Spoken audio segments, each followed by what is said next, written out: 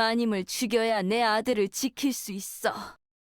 한 여인이 어둠 속에서 독약을 약에 타고 있었습니다. 그 약을 먹을 이는 자신의 아들을 살려준 은인이었습니다.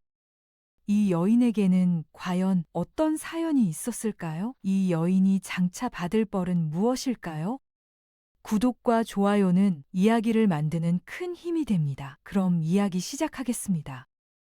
옛날 옛적 한양 남쪽 작은 마을에 장씨 가문이 있었습니다. 대대로 학자를 배출한 명문가였지만 지금은 쇠락하여 명맥만 유지하고 있었습니다. 장한철은 이 집안의 가주였습니다. 그의 아내 최씨 부인은 난초처럼 우아하고 덕이 있어 마을 사람들의 칭송이 자자했습니다. 하지만 슬아에 자식이 없었습니다. 결혼한 지 10년이 넘도록 자식이 없자 시어머니의 성화가 심해졌습니다. 한철아, 첩을 들여라. 이래서야 장씨 가문의 대가 끊기지 않겠느냐. 장한철은 고개를 저었습니다. 어머님, 부인은 저에게 과분합니다. 다른 여인을 드릴 수 없습니다. 최씨 부인은 문 밖에서 이 대화를 듣고 눈물을 흘렸습니다. 소리내어 울 수도 없었습니다. 그러던 어느 날 박여인이라는 젊은 과부가 5살 난 딸을 데리고 마을에 들어왔습니다. 화려한 미모의 여인이었습니다. 품팔이를 하며 이 집 저 집을 다니다 장씨 가문에도 일을 하러 왔습니다. 최씨 부인은 홀로 아이를 키우는 박여인이 안타까웠습니다. 마님, 송구스럽지만 부탁이 있습니다. 어느 날 박여인이 바닥에 이마를 대고 애원했습니다. 다른 고을로 일을 하러 가야 합니다. 아이를 데려갈 수가 없습니다. 형편이 나아질 때까지만 연화를 거두어 주십시오. 5살 연화도 눈물을 흘리고 있었습니다. 최씨 부인의 가슴이 아팠습니다. 자식이 없던 그녀에게 어린 연화는 애틋했습니다. 알겠소. 내가 돌보겠소. 시어머니는 못마땅해 했지만 장한철이 허락했습니다. 박여인은 마을을 떠났고 그 후로 소식이 끊겼습니다. 연화는 최씨 부인의 보살핌 아래 자랐습니다. 10살이 되었을 때도 박여인은 나타나지 않았습니다. 연화는 친어미가 자신을 버렸다고 생각했습니다. 5년이 지난 어느 날 장한철은 시장에서 우연히 박여인을 마주쳤습니다. 나리, 박여인이 급히 달려왔습니다. 장한철은 박여인을 알아보지 못했습니다. 연화의 어미입니다. 그제야 장한철은 기억했습니다. 당황했습니다. 이 여인이 딸을 데리러 온 것인가? 그렇다면 연화를 딸처럼 키우는 부인은 어찌 되는가? 장한철은 연화가 잘 자라고 있으며 부인이 친딸처럼 돌보고 있다고 했습니다. 박여인은 눈물을 흘렸습니다. 아직 연화를 데려갈 형편이 못 됩니다. 조금만 더 시간을 주십시오. 장한철은 안도했습니다. 하지만 박여인의 마음속은 달랐습니다. 이 양반이 장씨 가문의 가주구나. 아직 젊고 훤칠하시네. 손이 귀한 집안이라고 했지. 만약 내가 저 집안에 들어간다면. 그날부터 박여인은 우연을 가장해 장한철을 자주 마주쳤습니다. 연화 소식을 물으며 눈물 짓고 때로는 환하게 웃으며 최씨 부인과는 다른 매력을 드러냈습니다. 장한철은 이런 마주침을 부인에게 말하지 않았습니다. 부인이 연화를 잃을까 걱정할 것이라 생각했습니다. 어느 날 박여인은 은혜에 감사하다며 밥 한 끼를 대접하고 싶다고 했습니다. 장한철은 거절하려 했으나 간곡한 부탁을 뿌리치지 못했습니다. 작은 집에 안내된 장한철 앞에 술이 나왔습니다. 박여인은 의도적으로 술을 많이 권했습니다. 술이 거나해지자 박여인은 장한철에게 기대며 애절하게 말했습니다. 박여인은 최씨 부인과는 달랐습니다. 눈물도 많고 웃음도 많고 약한 모습도 숨기지 않았습니다. 장한철은 한순간 정신을 잃었습니다. 다음날 아침 장한철은 크게 후회했습니다. 급히 집으로 돌아왔고 박여인을 다시는 만나지 않기로 결심했습니다.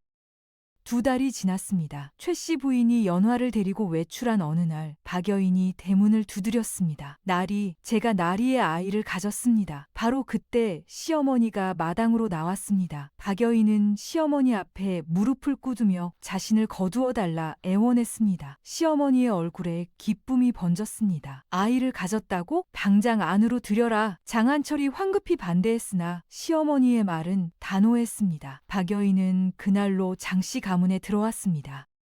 저녁 무렵 최씨 부인이 연화와 함께 돌아왔습니다. 집안 분위기가 어수선했습니다. 시어머니가 최씨 부인을 불렀습니다. 오늘부터 박여인이 들어왔다. 한철이의 아이를 가졌으니 마음 상하지 않게 조심하여라. 최 씨 부인은 청천벽력 같은 소리에 비틀거렸습니다. 방으로 돌아오니 장한철이 와 있었습니다. 얼굴이 창백했습니다. 부인 미안하오. 미안하오. 내가 한순간 정신을 잃었소. 최 씨 부인이 떨리는 목소리로 물었습니다. 그 사람이 누구입니까? 장한철은 더욱 깊이 고개를 숙였습니다. 박여인이요. 연화의 친엄이요. 최 씨 부인은 그 자리에 주저앉았습니다.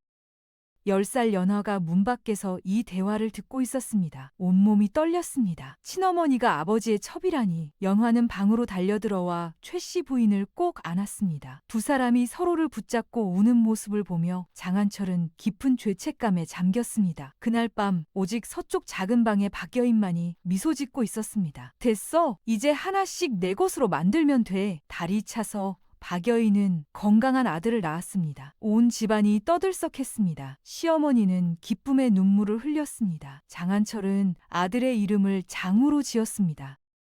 멀리서 이 광경을 지켜보는 최 씨 부인의 가슴이 뻥 뚫린 듯 아팠습니다. 내가 10년이 넘도록 들이지 못한 것을 저 여인은 단 몇 달 만에 해냈구나. 아들을 낳은 박여인은 달라졌습니다. 조심스러워 하던 모습을 벗어던지고 기세가 등등해졌습니다. 장한철은 그런 박여인을 더더욱 멀리했습니다. 박여인이 기세 등등할수록 오히려 묵묵히 고통을 견디는 부인의 모습이 더 눈에 밟혔습니다. 우를 보러 갈 때도 박여인이 없을 때를 골랐습니다.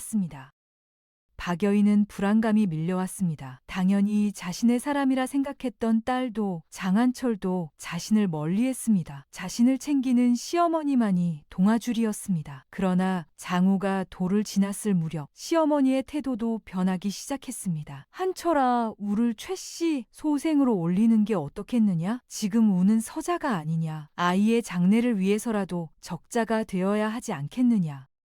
이 대화를 문 밖에서 엿듣던 박여인은 온몸이 떨렸습니다. 시어머님이 내 아들을 뺏으려 하신다. 박여인은 잠을 이룰 수 없었습니다. 나리는 나를 멀리하시고 시어머님은 우를 빼앗으려 하시고 최 씨 부인만 없으면 시어머님도 나리도 다른 선택지가 없으실 텐데 박여인의 머릿속에서는 또다시 계략이 세워지고 있었습니다. 내가 살려면 최 씨 부인을 없애야 한다. 그로부터 1년이 지나 장우가 두도를 맞이하던 해 마을에 큰 역병이 돌았습니다. 사람들이 하나둘 쓰러져 갔고 집집마다 곡소리가 끊이질 않았습니다. 어린 장우가 갑자기 고열에 시달리며 쓰러졌습니다. 박여인은 아들을 안고 통곡했습니다. 의원을 불렀으나 소용이 없었습니다. 귀한 약재가 필요합니다. 하지만 지금 역병이 돌아 약재 값이 치솟고 있습니다. 적어도 은자 100냥은 있어야 합니다. 은자 100냥, 장씨 가문이 감당하기 너무 큰 금액이었습니다. 장한철은 깊은 고민에 빠졌습니다. 시어머니도 당황했습니다. 최 씨 부인은 방으로 돌아와 깊은 한숨을 내쉬었습니다. 박 씨가 밉다. 하지만 그 어린 것은 최 씨 부인은 폐물 상자를 열어 오랫동안 바라보았습니다. 결심한 최 씨 부인이 폐물 상자를 들고 일어났습니다. 나리, 제 혼수품을 파십시오. 친정 어머니께서 물려주신 귀한 폐물이니 약값을 마련할 수 있을 것입니다. 시어머니가 놀라 최 씨 부인을 쳐다보았습니다. 정말이냐? 그것은 너희 집안 가보나 다름없지 않느냐? 최 씨 부인은 담담히 대답했습니다. 우의 목숨보다 귀하지 않습니다. 재물은 다시 찾을 수 있지만 아이 목숨은 하나뿐입니다. 최 씨 부인의 혼수품은 무남동녀 딸에게 친정 부모님이 물려주신 유일한 친정의 흔적이었습니다. 하지만 그녀는 조금도 망설이지 않았습니다. 장한철은 눈물을 글썽이며 최 씨 부인의 손을 잡았습니다. 고맙소 부인. 박여인도 최 씨 부인에게 고개를 조아렸습니다. 마님의 은혜 평생 잊지 않겠습니다. 혼수품을 판 돈으로 귀한 약재를 구했습니다. 우는 위독한 상태였습니다. 며칠 밤을 누군가 깨어 간호해야 했습니다. 박여인은 지쳐 쓰러졌고 시어머니도 나이가 있어 밤을 새울 수 없었습니다. 제가 하겠습니다. 최 씨 부인이 나섰습니다. 연화의 만류에도 최 씨 부인은 장우의 곁에 앉아 밤새 간호했습니다. 장우가 눈을 떴습니다. 깨어난 아이는 작은 손으로 최 씨 부인의 손을 잡았습니다. 그 순간 최 씨 부인은 심장이 터질 듯 벅찬 감정을 느꼈습니다. 장우는 기적적으로 살아났습니다. 장한철은 기뻐하며 잔치를 열었습니다. 하늘이 우리 장씨 가문을 버리지 않으셨구나. 그날 밤 시어머니는 혼자 방에 앉아 깊은 생각에 잠겼습니다. 며느리가 첩의 자식을 살리려고 혼수품을 내놓았구나. 다음 날 시어머니는 최 씨 부인을 불렀습니다. 며느라. 시어머니는 잠시 망설이다 무릎을 꿇었습니다. 최 씨 부인이 깜짝 놀라 어머님 하고 외쳤습니다. 내가 눈이 멀었다. 자식을 못 낳는다고 너를 구박했다. 하지만 가문의 진짜 안주인은 너였구나. 네가 아니었다면 우는 지금 이 세상 사람이 아닐 것이다. 내가 잘못했다. 최 씨 부인이 시어머니를 일으켰습니다. 눈물을 흘리며 말했습니다. 어머님, 일어나십시오. 박 씨는 신경 쓰지 마라. 내가 인정한 이 집 며느리는 너 하나다. 앞으로 우는 네 자식이다. 이 대화를 문 밖에서 들은 박여인의 얼굴은 하얗게 질렸습니다. 그날부터 최 씨 부인은 장우를 돌보기 시작했습니다. 장우는 최 씨 부인을 잘 따랐습니다. 아침에 일어나면 제일 먼저 최 씨 부인을 찾았고 밤에 자기 전에는 최 씨 부인의 품에 안겨 잠들었습니다. 엄마, 장우는 최 씨 부인을 그렇게 불렀습니다. 최 씨 부인의 가슴이 따뜻해졌습니다. 미운 것은 박 씨지. 이 아이가 아니다. 한 달이 지났습니다. 역병은 점차 사라져갔고 마을에는 다시 평화가 찾아왔습니다. 그러나 장씨 가문의 평화는 오래가지 못했습니다. 어느 날부터 최 씨 부인이 갑자기 병을 앓기 시작한 것입니다. 처음에는 가벼운 기침이었으나 날이 갈수록 심해졌고 얼굴에서는 혈색이 사라져 갔습니다. 장한철은 걱정스러운 얼굴로 의원을 불렀습니다. 의원은 최 씨 부인의 맥을 짚어보더니 고개를 갸웃거렸습니다. 이상합니다. 역병 증상은 아닌데 몸이 많이 약해지셨습니다. 마치 중독된 것 같기도 하고. 중독이라니요? 장한철이 다급히 물었습니다. 확실하지는 않습니다만 혹시 평소와 다른 음식이나 약을 드신 적이 있습니까? 최 씨 부인은 가만히 생각해 보았습니다. 특별한 것은 없었습니다. 다만 박 씨가 며칠 전부터 몸보신용으로 탕약을 다려주고 있습니다. 의원의 얼굴이 굳어졌습니다. 그 탕약을 한번 보아도 되겠습니까? 박여인이 부엌에서 탕약을 가져왔습니다. 의원은 탕약 냄새를 맡아보더니 고개를 끄덕였습니다. 좋은 약재들입니다. 별다른 문제는 없어 보이는군요. 그러나 의원이 돌아간 후에도 최 씨 부인의 병세는 나아지지 않았습니다. 오히려 더 심해졌습니다. 연화는 밤낮으로 최 씨 부인을 간호했습니다. 박여인도 정성껏 탕약을 다려 매일 최 씨 부인에게 가져다 주었습니다. 박여인의 얼굴에는 걱정스러운 표정이 가득했습니다.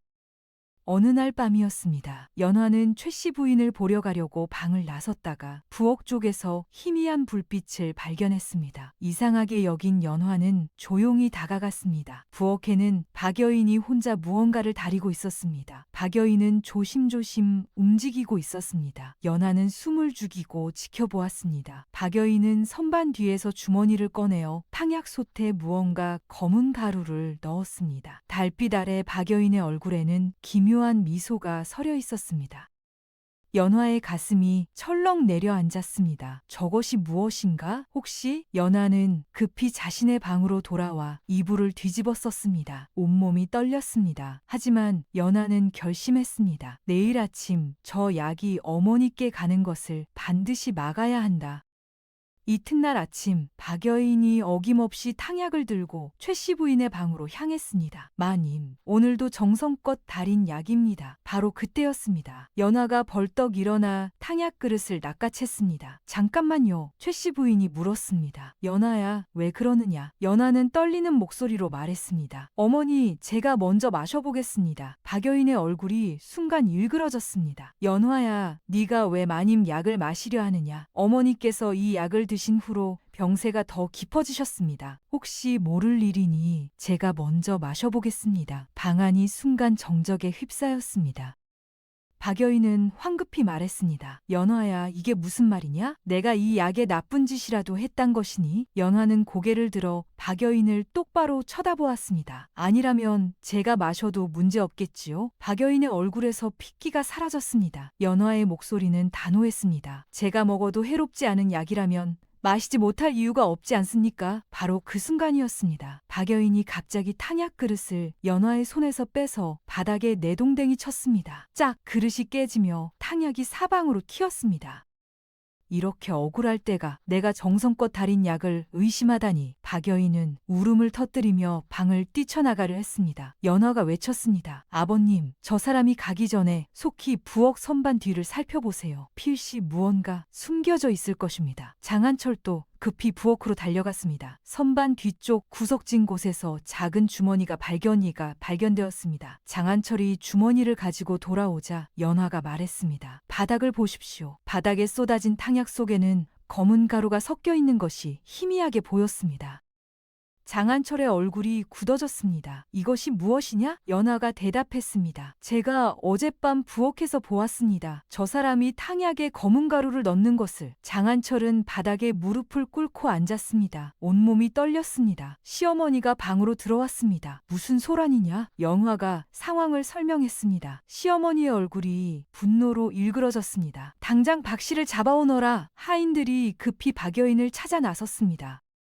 장한철은 의원을 불렀습니다. 모두가 보는 가운데 의원은 주머니를 열었습니다. 주머니 안에는 검은 가루가 들어있었습니다. 코를 찔러오는 쓴 냄새가 났습니다. 의원은 가루를 살펴보더니 얼굴이 하얗게 질렸습니다. 이것은 부자입니다. 소량은 약재로도 쓰이지만 매일 조금씩 먹으면 몸이 쇠약해지다가 결국 죽음에 이릅니다. 방 안이 정적에 휩싸였습니다.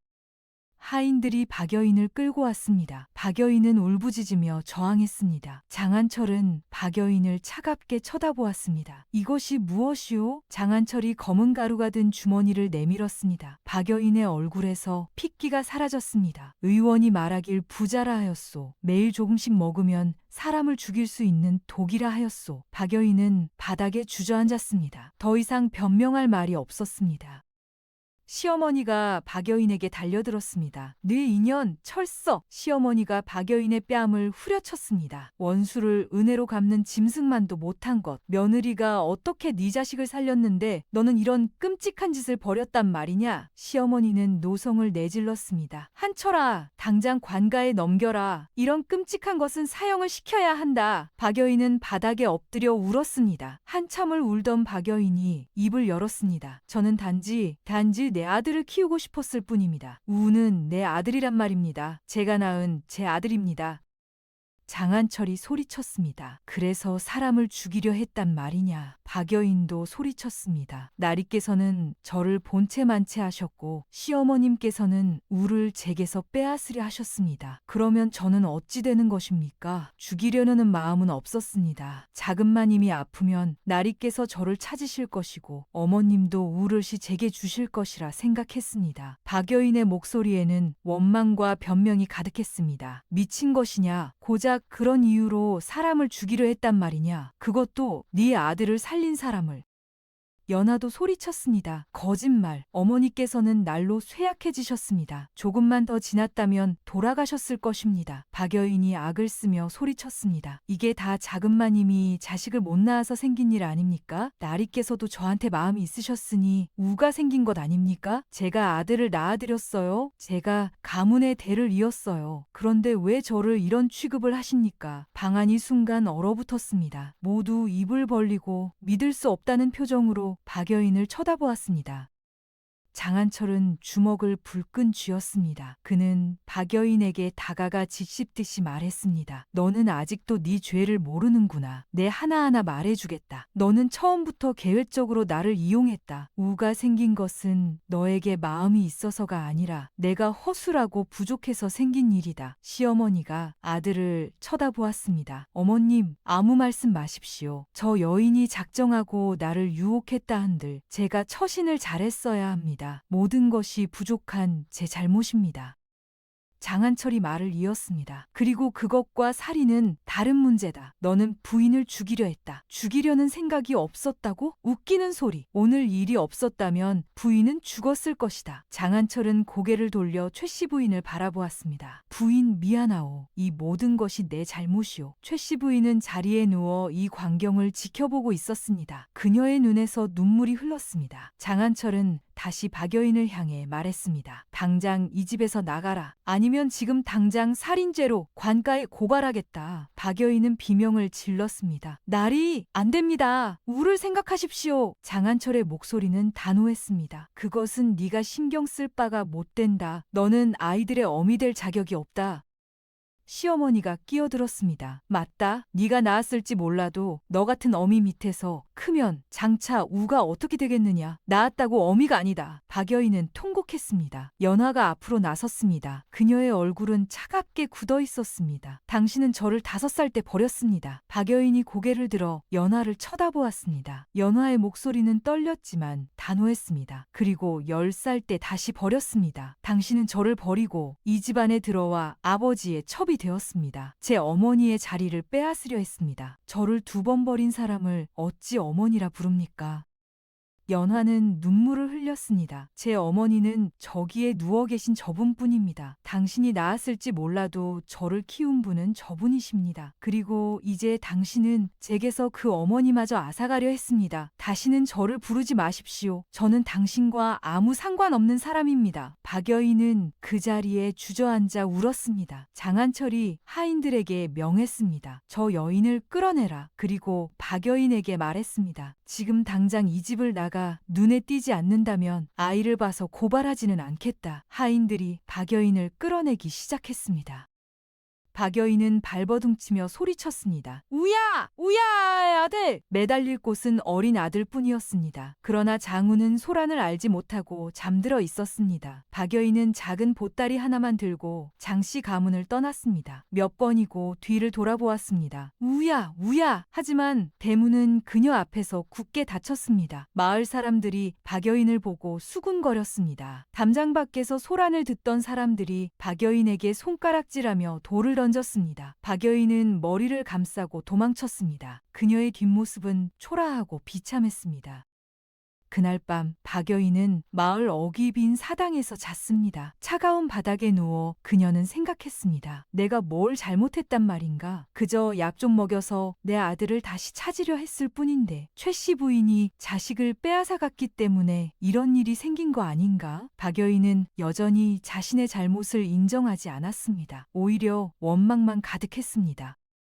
한편 장씨 가문에서 장한철은 깊은 죄책감에 빠져 있었습니다. 그는 밤새 잠을 이루지 못했습니다. 며칠이 지났습니다. 장한철은 여전히 깊은 죄책감 속에서 괴로워했습니다. 그는 최씨 부인의 방 앞을 몇 번이고 서성였지만 문을 두드릴 용기가 나지 않았습니다. 어느 날 밤 장한철은 최씨 부인의 방 앞에 섰습니다. 한참을 망설이던 장한철에게 안에서 최씨 부인의 목소리가 들렸습니다. 들어오세요. 장한철이 문을 열고 들어갔습니다. 최씨 부인은 창가에 앉아 달을 바라보고 있었습니다. 장한철은 최씨 부인 앞에 무릎을 꿇었습니다. 부인, 나를 용서하시오.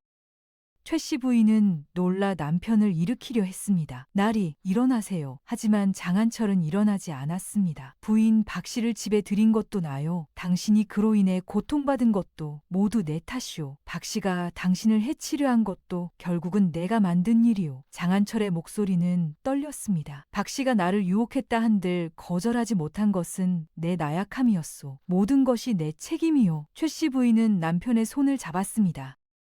장한철은 눈물을 흘렸습니다. 부인, 나는 매일 생각하오. 만약 연화가 그날 밤 부엌에 가지 않았다면, 만약 조금만 늦었다면 당신은 이 세상 사람이 아니었을 것이오. 그 모든 것이 내 잘못이오. 최씨 부인은 한참을 침묵하다 조용히 말했습니다. 나리를 원망했습니다. 밤마다 울었습니다. 박 씨가 들어온 후 나리께서 저를 멀리하실 때 제 가슴이 찢어지는 것 같았습니다. 최씨 부인의 말에 장한철은 고개를 들지 못했습니다. 부인의 말이 이어졌습니다. 하지만 세월이 흐르며 깨달았습니다. 미움을 품고 사는 것이 너무 힘들다는 것을, 그리고 나리께서도 고통스러워 하신다는 것을. 장한철이 최씨 부인의 손을 꼭 잡았습니다. 나는 당신을 사랑하오. 진심으로 사랑하오. 내가 진정으로 의지하는 사람은 처음부터 지금까지 당신뿐이었소. 최씨 부인은 눈물을 흘렸습니다. 저도 압니다. 나리의 마음을 알지만 상처는 쉽게 아물지 않을 것입니다. 장한철은 최씨 부인을 조심스럽게 안았습니다. 알고 있소. 하지만 내 평생을 걸고 당신의 상처를 아물게 하겠소. 부디 나에게 기회를 주시오. 그날 밤 두 사람은 오랜 시간 서로를 안고 울었습니다. 그날 이후 장한철은 변했습니다. 그는 매일 최씨 부인에게 안부를 물었고 그녀가 원하는 것을 먼저 챙겼습니다. 작은 일에도 최씨 부인의 의견을 물었고 결정을 존중했습니다. 최씨 최 씨 부인도 조금씩 마음의 문을 열기 시작했습니다. 미움을 놓아준 것은 남편을 위해서가 아니라 자신을 위해서였습니다. 그렇게 장 씨 가문에는 조금씩 평화가 찾아오기 시작했습니다. 박여인은 이 마을 저 마을을 떠돌았습니다. 장씨 가문 인근에서는 아무도 그녀를 상대해주지 않았습니다. 손은 거칠어지고 발바닥에는 물집이 잡혔습니다. 가진 것이 없어 추위에 떨며 노숙을 해야 했습니다. 1년이 지났습니다. 박여인은 다시 장씨 가문 근처로 돌아왔습니다. 잡혀갈지언정 놓고 간 어린 아들이 너무나 보고 싶었습니다. 그녀는 담장 너머로 앞마당을 엿보았습니다. 최 씨 부인이 장우를 안고 웃고 있었습니다. 장우도 환하게 웃고 있었습니다. 저 여자가 내 아들을. 박여인의 마음속에는 여전히 미움이 가득했습니다. 내 아들인데 저 자리는 내 자리였어야 하는데. 마을 사람들이 박여인을 보았습니다. 사람들이 수군거렸습니다. 마을 사람들이 박여인에게 돌을 던지고 침을 뱉었습니다. 박여인은 황급히 도망쳤습니다. 그날부터 박여인은 들킬까 무서워하며 숨어서 장씨 가문을 기웃거렸습니다. 그러다 연화를 마주쳤습니다. 연화는 15살이 되어 아름다운 아가씨로 자라 있었습니다. 연화야, 쭈뼛대며 연화를 부르자 연화는 차갑게 박여인을 쳐다보았습니다. 여기가 어디라고 다시 왔습니까? 연화야, 어미다? 연화가 한 걸음 물러섰습니다. 당신은 저를 버린 사람이고 제 어머니를 해치려 한 사람일 뿐입니다. 하지만 저를 낳아주셨으니 이번만은 못 본 척 해드리겠습니다. 얼른 떠나세요. 연화는 비도 돌아보지 않고 집으로 걸어 들어갔습니다. 박여인은 그 자리에 주저앉아 통곡했습니다. 자신이 연화에게 왜 그런 대접을 받아야 하는지 억울하고 원통했습니다.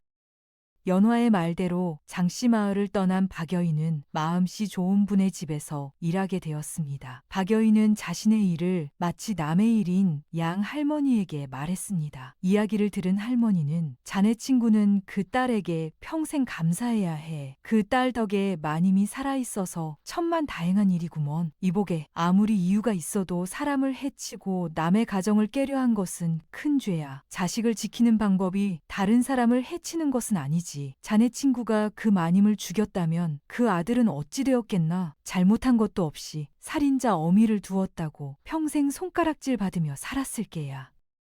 할머니의 말에 박여인은 처음으로 멈칫했습니다. 그런 생각은 해본 적 없었습니다. 2년이 지난 어느 날 박여인은 할머니 집을 떠나 다른 마을로 가다가 발을 헛디뎌 산에서 굴렀습니다. 정신을 잃고 사경을 헤매며 꿈을 꿨습니다. 최 씨 부인이 나타나 피를 토하며 자신을 원망하고 있었습니다. 그 옆에선 장우가 울고 있었습니다. 내 어미가 살인자래요. 아니야, 아니란다. 우야. 박여인은 식은땀을 흘리며 깨어났습니다. 옆에는 스님이 앉아 있었습니다. 박여인은 스님을 원망했습니다. 죽게 두시지 왜 저를 구하셨습니까? 며칠 후 박여인이 몸을 추스르자 스님이 말했습니다. 보살님, 생명은 하늘이 내린 것입니다. 우리 것이 아니지요. 보살님의 생명도 다른 이의 생명도 그것을 해치려 한 것은 하늘의 이치를 거스른 일입니다. 이 세상에서 지은 업은 이 세상에서 갚아야 합니다. 보살님, 이승에서 그 업을 청산하십시오. 어떻게 갚을 수 있겠습니까? 박여인이 물었습니다. 스님은 창밖을 바라보며 말했습니다. 진심으로 뉘우치고 남은 생을 바르게 사십시오. 미워하지 말고 욕심내지 말고 다만 속죄하는 마음으로 사십시오. 그것이 보살님이 가야 할 길입니다. 3년이 지났습니다. 박여인은 여전히 힘들게 살았지만 마음은 조금씩 변하고 있었습니다. 어느 날 그녀는 장씨 가문 뒷산에 올랐습니다. 그곳에 가면 멀리서나마 아이들을 볼 수 있었습니다. 중턱 정자에서 보니 장씨 집안 마당이 보였습니다. 장우와 연화가 웃으며 뛰어가고 있었습니다. 최 씨 부인도 그 모습을 흐뭇하게 지켜보고 있었습니다. 박여인의 가슴이 미어졌습니다. 연화가 우를 저렇게 잘 돌보는구나. 내가 했어야 할 일을, 내가 연화에게 했어야 할 일을. 그때 문득 깨달았습니다. 내가 최 씨 부인을 죽였다면 저 아이들이 저렇게 웃을 수 있었을까? 우는 살인자의 자식이라 손가락질 받았을 것이고 연화는 어머니를 잃었을 것이다. 박여인은 눈물을 흘렸습니다. 나는 끔찍한 일을 저지르려 했구나. 스님 말씀이 맞았다. 내가 잘못했다. 박여인은 그 자리에 주저앉아 한참을 울었습니다. 그날 밤 박여인은 꿈을 꾸었습니다. 5살 연화가 울고 있었습니다. 하지만 꿈속의 박여인은 연화를 두고 떠났습니다. 다시 10살이 된 연화가 다가왔습니다. 어머니. 하지만 박여인은 연화를 밀쳐냈습니다. 연화의 눈에서 눈물이 흘렀습니다. 어머니는 저를 2번 버리셨어요. 박여인은 꿈에서 깨어나 통곡했습니다. 연화야, 미안하다. 나는 너를 2번 버렸구나.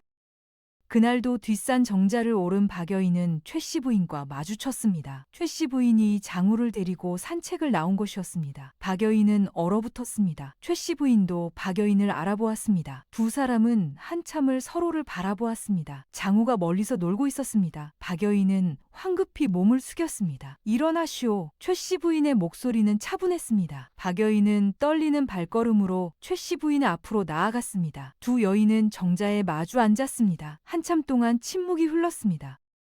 그동안 어디서 무엇을 하며 지냈소? 최씨 부인이 물었습니다. 박여인은 떨리는 목소리로 대답했습니다. 이 마을 저 마을을 떠돌며 산일을 하고 겨우 목숨을 부지했습니다. 박여인이 최씨 부인 앞에 무릎을 꿇고 땅에 이마를 찧었습니다. 쿵쿵. 마님, 이 천하에 몹쓸 것이 죽을 죄를 지었습니다. 최씨 부인이 놀라 말렸지만 박여인은 계속 이마를 땅에 찧었습니다. 제가 제 아들을 살려주신 마님을 해치려 했습니다. 은혜를 원수로 갚았습니다. 염화를 2번 버렸습니다. 저는 사람도 아닙니다. 짐승만도 못한 것입니다. 박여인은 통곡하며 말을 이었습니다. 최씨 부인의 눈에도 눈물이 고였습니다. 일어나시오. 그렇게 자신을 학대하지 마시오. 박여인은 고개를 들었습니다. 눈물과 흙으로 범벅이 된 얼굴이었습니다. 어찌 용서하십니까? 어찌 제게 이렇게 말씀하십니까? 최씨 부인은 한참을 침묵하다 조용히 말했습니다. 방법이 잘못되었지만 자네도 자식을 지키려 했던 것이었겠지. 자네 덕에 나도 어미가 되어보니 자네의 그때 그 마음이 조금은 이해가 되더이다. 그리고 무엇보다 나 편하자고 하는 것이라오. 미움을 품고 사는 것이 너무 힘들었소.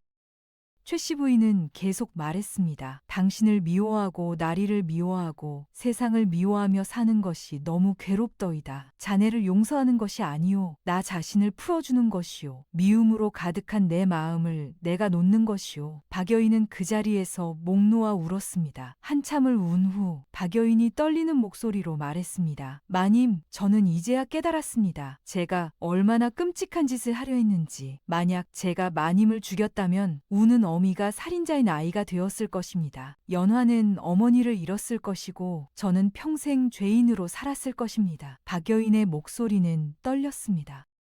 연화를 2번 버린 것도 이제야 깨달았습니다. 5살 때는 제 형편 때문이었지만 10살 때는 제 욕심 때문이었습니다. 저는 딸에게도 아들에게도 어미가 될 자격이 없었습니다. 최씨 부인은 조용히 박여인의 말을 들었습니다. 마님, 저는 이제 한 가지 소원만 있습니다. 멀리서라도 아이들이 잘 사는 모습을 볼 수 있다면 그것만으로 족하겠습니다.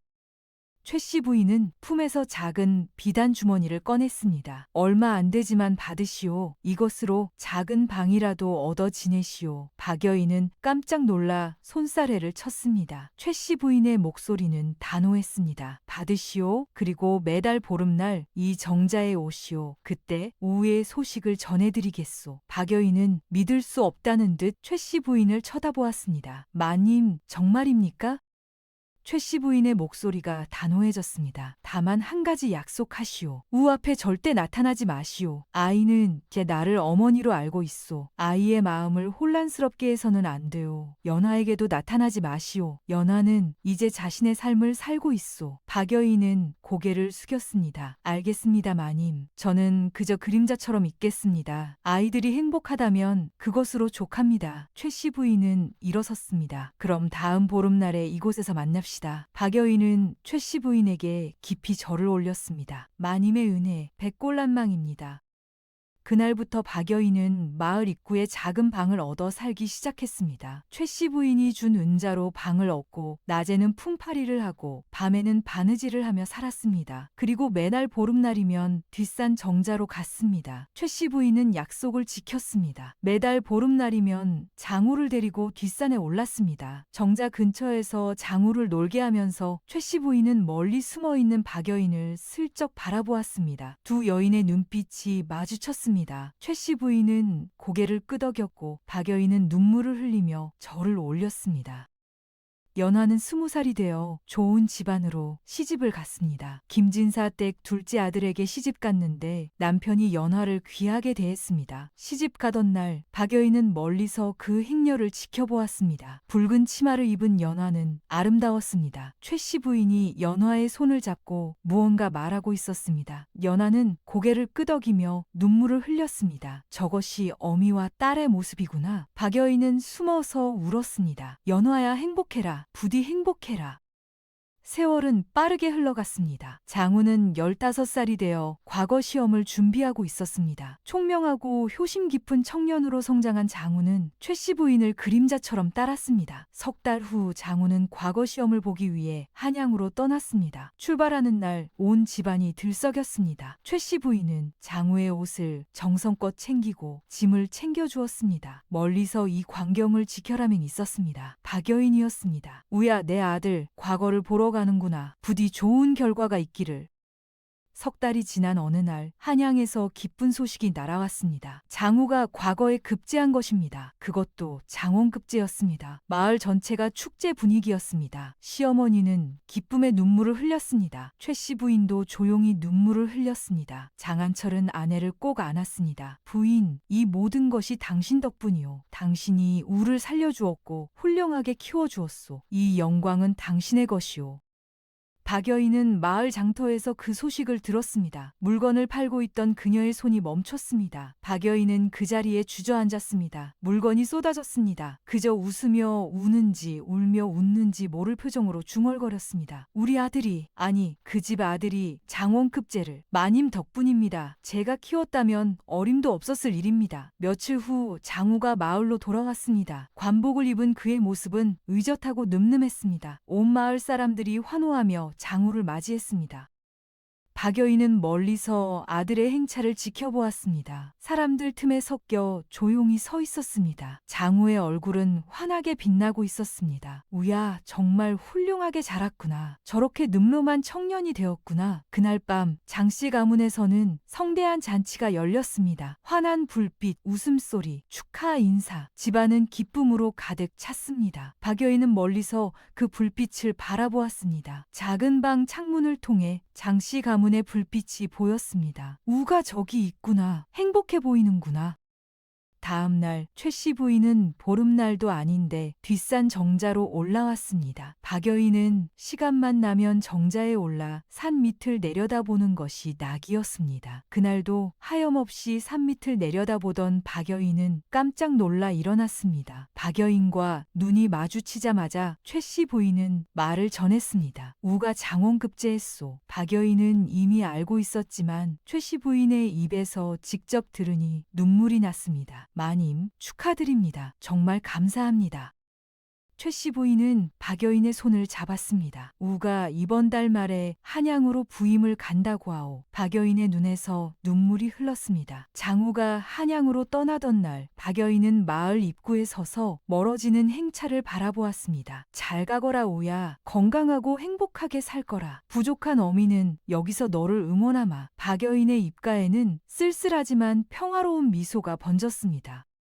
세월은 계속 흘러갔습니다. 장우는 한양에서 훌륭한 관리가 되어 명성을 날렸습니다. 때때로 마을로 내려와 어머니 최 씨 부인을 뵙곤 했습니다. 그럴 때마다 박여인은 멀리서 아들의 모습을 지켜보았습니다. 최 씨 부인은 변함없이 보름마다 박여인을 만나 소식을 전해주었습니다. 그로부터 5년이 더 흐른 어느 겨울날이었습니다. 박여인의 늙은 몸은 많이 쇠약해졌고 기침도 자주 했습니다. 병석에 누운 박여인을 최 씨 부인이 찾아왔습니다. 박여인은 최 씨 부인의 손을 잡았습니다. 마님 덕분에 저는 행복했습니다. 마님 덕분에 내 아들을 볼 수 있었습니다. 정말 감사합니다. 제 젊은 날의 죄를 후회합니다. 남의 남편을 탐낸 것, 남의 자리를 탐낸 것, 마님을 해치려 했던 것, 연화를 2번 버렸던 것, 오직 제 욕심만 생각했던 것, 평생 후회하며 살았습니다. 박여인의 목소리는 떨렸습니다. 나리를 처음 만났을 때부터 당치도 않은 욕심을 부렸습니다. 마님의 자리가 부러웠습니다. 모든 것이 제 욕심이었습니다. 다시 태어난다면 절대 그런 짓을 하지 않겠습니다. 남의 것을 탐내지 않고 착하게 바르게 살겠습니다. 박여인은 최 씨 부인의 손을 꼭 쥐었습니다. 죽어서도 마님의 은혜를 잊지 않겠습니다. 마님, 연화에게도 전해주세요. 어미가 미안했다고. 그리고 우를 부탁드립니다. 최 씨 부인은 박여인의 손을 꼭 잡았습니다. 걱정 마시오. 내가 잘 돌보겠소. 며칠 후 박여인은 아무도 지키는 이 없이 홀로 숨을 거두었습니다. 임종 직전 그녀는 창밖을 바라보았습니다. 저 멀리 장씨 가문의 지붕이 보였습니다. 그곳에 자신의 아들이 있었습니다. 우야, 어미는 간다. 부디 건강하고 행복하게 살 거라. 박여인은 그렇게 눈을 감았습니다. 그녀의 얼굴에는 평화로운 미소가 번져 있었습니다. 최 씨 부인은 박여인의 장례를 정성껏 치러주었습니다. 마을 뒷산 박여인이 매번 올랐던 그곳에 묘를 마련했습니다. 그곳에서는 장씨 가문이 훤히 내려다 보였습니다. 박씨, 이곳에서 편히 쉬시오. 우가 잘 사는 모습을 계속 지켜보시오.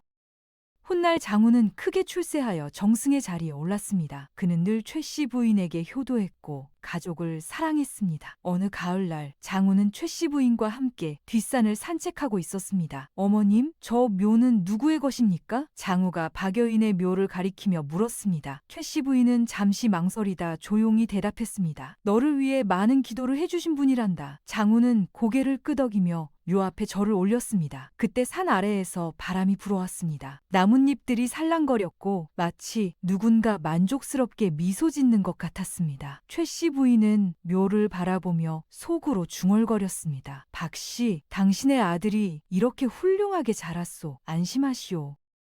장우가 한양으로 돌아간 후 최 씨 부인은 혼자 다시 그 묘를 찾았습니다. 묘 앞에 앉아 조용히 말했습니다. 박씨, 우는 정승이 되었소. 착하고 훌륭한 관리가 되어 백성들을 돌보고 있소. 연화도 행복하게 살고 있소. 아이들을 셋이나 두었다 하오. 당신이 그토록 걱정하던 아이들이 모두 잘 살고 있소. 이제는 마음 편히 쉬시오. 그 묘의 주인을 아는 이는 오직 최 씨 부인뿐이었습니다. 장한철과 나란히 앉아 차를 마시던 최 씨 부인이 웃으며 말했습니다. 나리, 제가 세상을 떠나면 뒷산 정자 옆에 묻어주십시오. 그곳에서 여기가 제일 잘 보입니다. 이 집이 내려다 보이는 그곳에 묻혀 아이들을 지켜보고 싶습니다. 장한철은 아내의 손을 꼭 잡았습니다. 그리하겠소 부인. 몇 해 후 최 씨 부인이 편안히 세상을 떠났습니다. 장한철은 아내의 유언대로 뒷산 정자 옆에 최 씨 부인을 묻었습니다. 박여인의 묘 옆에 나란히 묘가 만들어졌습니다. 두 여인의 묘는 나란히 서서 장씨 가문을 내려다보고 있었습니다. 장우와 연화는 함께 두 묘에 절을 올렸습니다. 장우는 최 씨 부인의 묘를 돌보며 그 옆의 묘도 정성껏 돌보았습니다. 달빛 아래 두 여인의 묘는 평화롭게 서 있었습니다. 한 사람은 끝없는 사랑으로, 한 사람은 깊은 뉘우침으로 이곳에 잠들어 있었습니다. 이 이야기는 우리에게 가르쳐 줍니다. 남의 것을 탐내는 욕심은 결국 자신을 파멸시킨다는 것을, 진심 어린 사랑과 용서는 모든 것을 치유할 수 있다는 것을, 그리고 뒤늦은 뉘우침이라도 진심이라면 평화를 찾을 수 있다는 것을 말입니다. 오늘의 이야기가 재미있었다면 구독과 좋아요를 꾹 눌러주세요. 모든 분께 큰 복이 찾아가기를 기원합니다. 저는 다음에 더 좋은 이야기로 돌아오겠습니다.